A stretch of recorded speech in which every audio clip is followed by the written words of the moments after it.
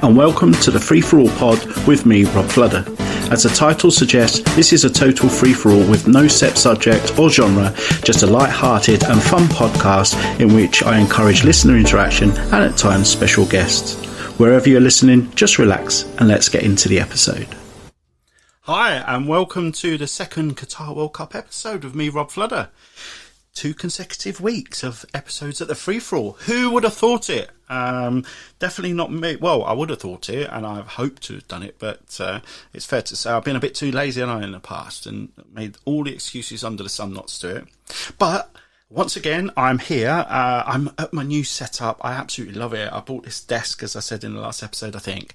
And Kerry has kindly given me a nice space in her beauty room to be able to put this together and have my own little setup. And I can flit in and out and do what I want. I'm really geeky with it. Now, before I get into the Qatar World Cup episode, I just want to share a little bit of my frustration through the last week. So, as I've said all along, this is my hobby, my passion at the moment, and I'm no expert at podcasting. Okay, so I've got some of the gear, some idea, but I think the technical aspect I'm having to learn a lot along the way most of the time.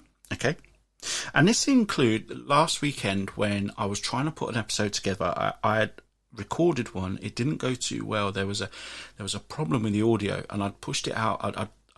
I'd released it so that it was uploaded to Apple, to Spotify, to YouTube, everywhere. Okay, and then just listening to a bit of it back, it was like, oh no, what's gone wrong? And it will teach me to try and listen to it back more often. So I re-recorded, and then things were going really terribly wrong. I couldn't record, I couldn't upload to the hosting site. I use a site called Spreaker, and I got really, really frustrated because I just didn't know what I was doing wrong. I'm thinking, it can't be me, I haven't changed anything, but then it must be me. I don't know what to do. I'm no expert. As I went through the weekend, I got so frustrated. I eventually managed to upload the episode, but then I tried to do a bit more after that, and I just couldn't fix what had gone wrong. So it took me ages to upload the episode last weekend. And during the week, I reached out to Spreaker, to other people, and I was thinking, please help us out. But in the end, I just kept persevering, playing about with things, and I found all it was the USB cable that I'd been using that came with the mixer, and because in the past I've had to get all the kit out the box, set it up, and then pull it away back in the box, take it down to the sports club, or set it up here at home, or whatever the case may be. I must have damaged this USB cable, but I just didn't realise. And then I had a bit of a brainwave, and it doesn't happen often. And I know people may be questioning, have you got one of them big things? But yeah, I do have a brain. And I thought, right, let me just test it out. And I've got a work laptop, and yes, it's not there to be used for a podcast, but I just tried it and I thought, it doesn't work on that. So I changed the cable, and all of a sudden, the world just seemed so much lighter. And then along with that, I found some other aspects of the mixer that I've got that I can use. The Rode Procaster, I didn't realise just how much it can do. So I've gone from this place where I was heavily frustrated, wanted to throw everything out, to being absolutely on top of the world. And I've learned something new as well, and couldn't wait to get back to recording an episode. So here I am, full of beans, the weight is off my shoulders, and I feel so much better. I just wanted to share that with you. Why? I don't know. I suppose it's good to talk, and people have to get things off their chest sometimes. But it just a little bit about, I suppose for me, this is really, really amateur, and I suppose the way I portray and come across at times, it's obvious, but it just shows that, people with hobbies, it doesn't always go well all of the time, but thankfully there's a good news story. But look, I didn't put this episode to talk about my frustrations of things going wrong and getting better. I put it up to talk about the Qatar World Cup. So let's follow on from the last episode.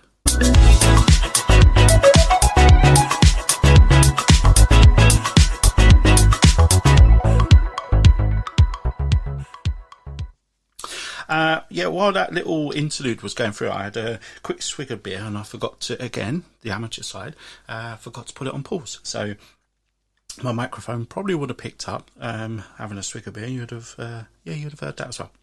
Anyway, look, let's move on. Qatar World Cup. Pretty much a week in now. Last Sunday it kicked off. This is the first Saturday of the World Cup, and what a week it's been. Every team now has played their first group game, at least their first group game, with the first game obviously kicking off between Qatar and Ecuador. Fair to say the hosts, is it the first time since 1960 something that the hosts have lost the first game in the World Cup? But yeah, we've got to be honest, we didn't expect Qatar to do too much, but it was they were royally beaten by Ecuador with a score only at 2-0, some real controversial decisions, but yeah, fair play to Ecuador. And Enner Valencia started the World Cup off really, really well, scoring both goals there. So yeah, that was a good start to the World Cup. And then on the Monday, England had their first game, a real good win at 6-2 against Iran. I think Jude Bellingham scored his first goal for England. Really pleased for him. He looks a player, by the way. I don't see much of him, but I can see why he's getting so much adulation in the Bundesliga, and everybody wanting to sign him in the summer. So yeah, he looks a player, that's for sure. And then Bukayo Saka scoring 2 good goals. Obviously, a bit biased there, being an Arsenal fan, but looked really comfortable. Again, Iran, no disrespect, but not the greatest nation. So you would expect England to have won that. But 2 sloppy goals, I think they gave away. But good win, good start for them, nevertheless.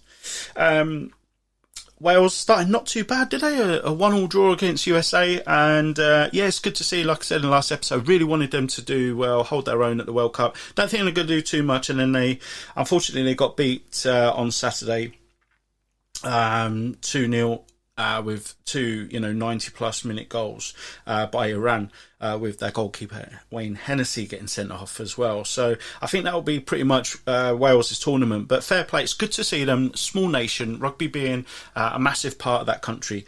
So it's good to see them doing well. But then we went into a couple of games on the Tuesday, and the first shock of the World Cup, and that came again in the game Argentina against Saudi Arabia, in which Argentina 1-0 up, a Messi penalty, and you just thought, oh, that's it, it's over and done with. How many they're going to score? But these games are being played at certain times. So in the UK, they're 10 o'clock in the morning, 1 o'clock in the afternoon, 4 o'clock in the afternoon, and 7 o'clock at night. So a lot of the games, I'm still at work, and we was in a Christmas planning meeting, just making sure we're all online to deliver a peak Christmas.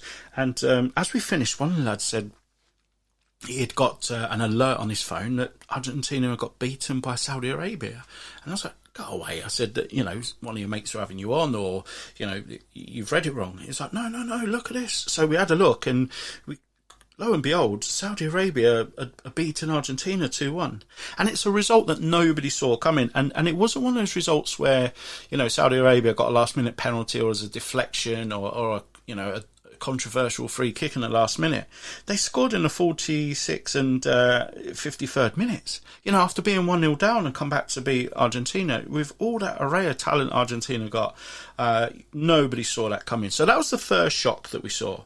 We didn't have to wait too long, less than 24 hours. And the next shock was Japan beating Germany 2-1. I mean, it's fair to look, the Germans haven't got that golden generation at the moment. They're going through a little bit of a transition. But once they open a scoring with Gundogan, you just felt, the tournament specialists, Germany.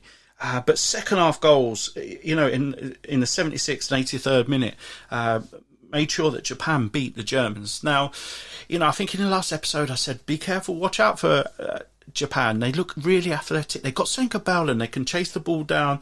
They got a nice touch, and they look dangerous.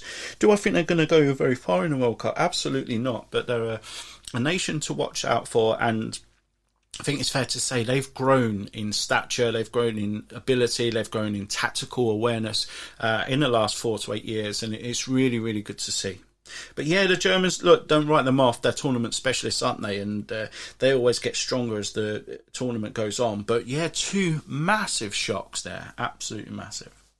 But one of the tournament favourites, Brazil, they got their World Cup off to a winning start, a 2-0 win against Serbia. It's fair to say the first half was a bit boring. Lots of focus around Neymar. There always is. As soon as he puts a Brazilian shirt on, there's loads of focus around him, and rightly so. He's what a player he is, but there's lots of comparisons at the moment between him and Pele, and I'm sorry, but to me they're not in the same bracket. Yes, he's only a few goals away from Pele's all-time Brazilian goal-scoring record, but Pele's won 3 World Cups. Pele was a player ahead of his time.